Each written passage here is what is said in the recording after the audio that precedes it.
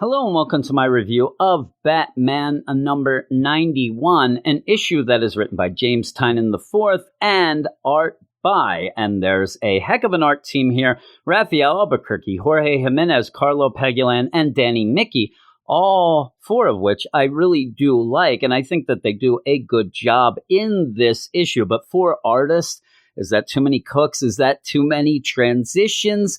Kind of, but I still don't mind the art throughout this. Now, my big thing that I do want out of this story is more of the designer. And I'm not saying more page time. I'm talking about some of the background, not just his origin, but what he can't do, what he is exactly, because we had been told that he had been killed, buried, he's back, he seems supernatural, he seems able to control people with a toxin that comes out of their mouth at points he can talk through that. I don't quite get everything about him. It is one of those things I need more of, some solid information about the designer.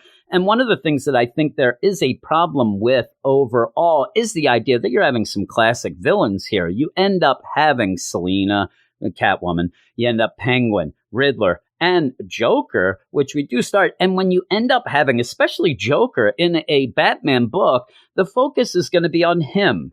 And then you throw in a punchline that you had before, and the focus has kind of drifted away from the designer. And then without having a real good footing of what exactly he can and can't do and things like that, I do think that the designer isn't hitting as much. Got a crazy outfit, I mean, really. But you start off with the Joker in a kind of a clever way to give you some recap where he is drawing on a napkin at a bar. You see he's actually laughing, in my mind, at that crazy outfit of the designer there. But he's telling a bartender, what has gone on, the plan that you ended up having back in the day with the designer and all the big villains, all that stuff. And then what we saw in the last couple issues where the plan ended up falling apart because the Joker wants to be the devil. He always wants to be the guy that's in control. He's not going to join up with a designer to do anything. He is going to kill him, which he did. And then he's going to do his own thing, which he did. But with the designer back from the dead, with him seemingly putting these plans into action, things are odd. Now, by the end, you even see as you go that the whole mercenaries who showed up that did seem to trigger all these villains into, oh no, the designer's back. This was just the Penguin's plan. But to have them all come back, rarely have the Penguin involved, and then pretty much by the end of this issue, having all of the assassins taken off the board or at least fired, the contract's not ending up being a thing anymore. Why'd you do that in the first place? I get that it's the calling card. It's the thing, oh no, the plans are going into effect. We didn't even really get the idea of this plan first, second, third, fourth. It was just these villains getting these big plans to up the level to be, apex villains in Gotham, not just these side things that do their nonsense stuff. It was supposed to make them better. But it just kind of falls apart. And when you get the designer, everything with the designer does seem to fall apart a bit as we're going through these issues. And we're way into this. 6 issues to not really find out all the info is too much. Now, with the Joker in there, you're all looking forward, and I am too, to the Joker War coming up. And I do think James Tynion writes a really, really good Joker. The situations he puts him in are crazy, kind of funny. It's a really good Joker. So I am looking forward to the Joker War, but we're here in the designer story. Now, you end up where Batman needs to figure out where, what, all this stuff about the designer, and he goes to Slade, Deathstroke, they're fighting. This fight isn't what it ends up being because of the fact that Batman is not really there against Slade. He wants to know more about the designer, which we all do as well. Problem is, Slade doesn't really know much either. He's done one of those things where he's accepted the job, didn't get a lot of information because he knew that that's what Batman would want and tried to get. So he has learned less so that he couldn't end up, telling everything later, spill the beans. The best part of this issue in my mind is the team up with Harley and Catwoman. You end up having really good dialogue. I like how James Tynion writes both Catwoman here and Harley.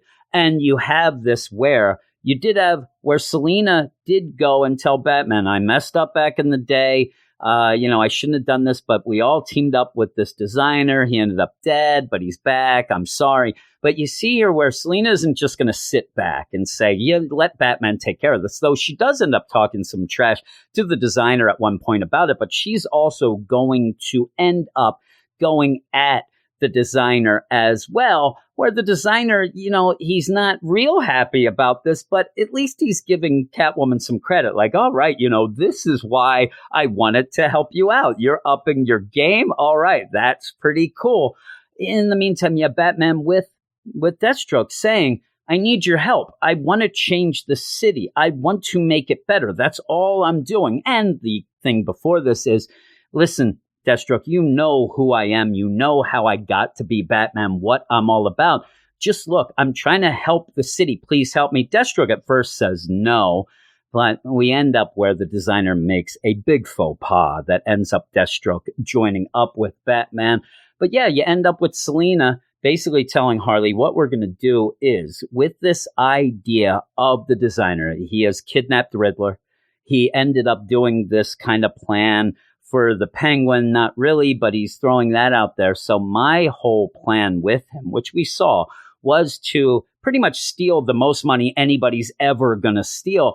You know what our plan is now? We're going to do that first. We're going to go steal that. Now, it has been led to believe that that would be the Wayne Industries fortune, things like that. So we'll see how that works out. But while Batman is trying to get Deathstroke on his side, you do have Catwoman and Harley going off to do this heist.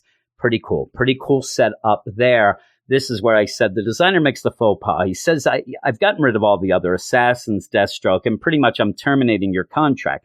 The one thing that you don't want to do with Deathstroke is terminate a contract and make it seem like he's not going to get paid. This makes instant team up with Batman, but also they're going to be attacked by these police officers who are being controlled with this, like I said, almost like a supernatural green mist, though still looks a lot like Joker toxin, so that's a little off. But you end up having Batman saying, no, you face me now. Let's stop this nonsense. Let's go mano-a-mano right now. Come and face me.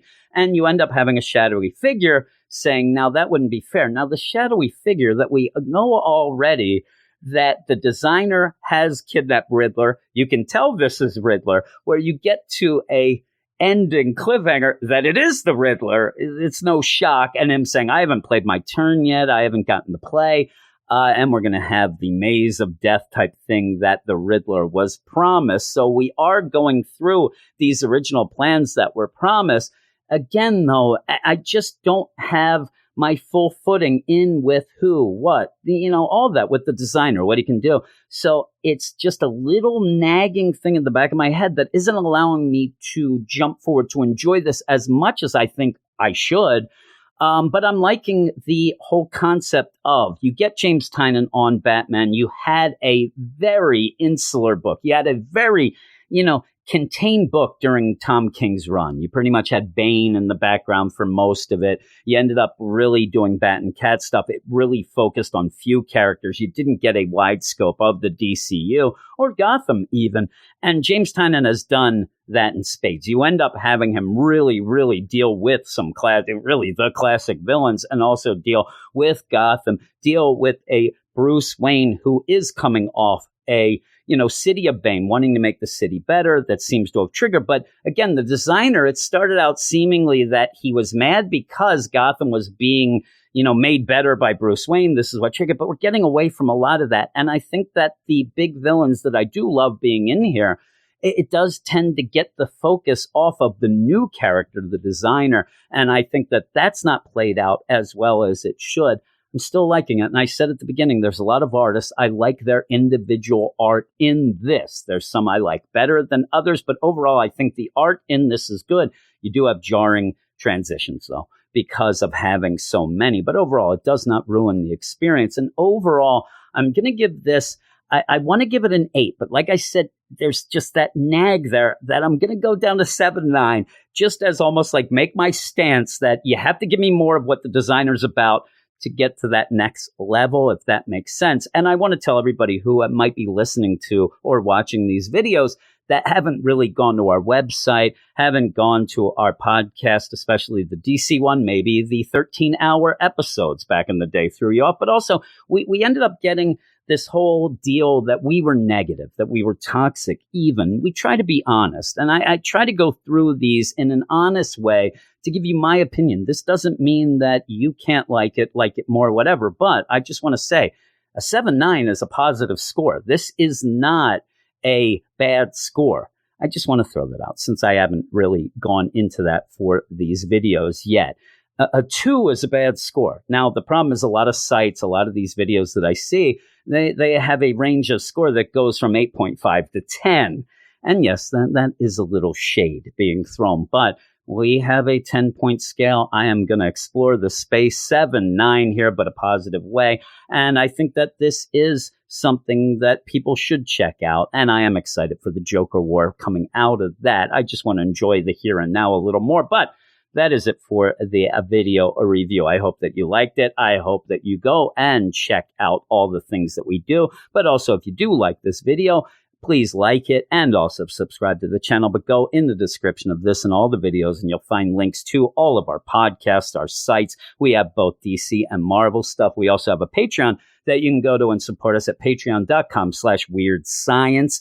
All these links are in the description, and that would be to support us for these videos, but more the podcasts, the sites, and also you end up getting up to 30 more podcasts a month if that's your thing. I'm going to start doing some exclusive video stuff as well as this kind of gets going and taking off a little more. But thanks, everybody, and I'll talk to you later.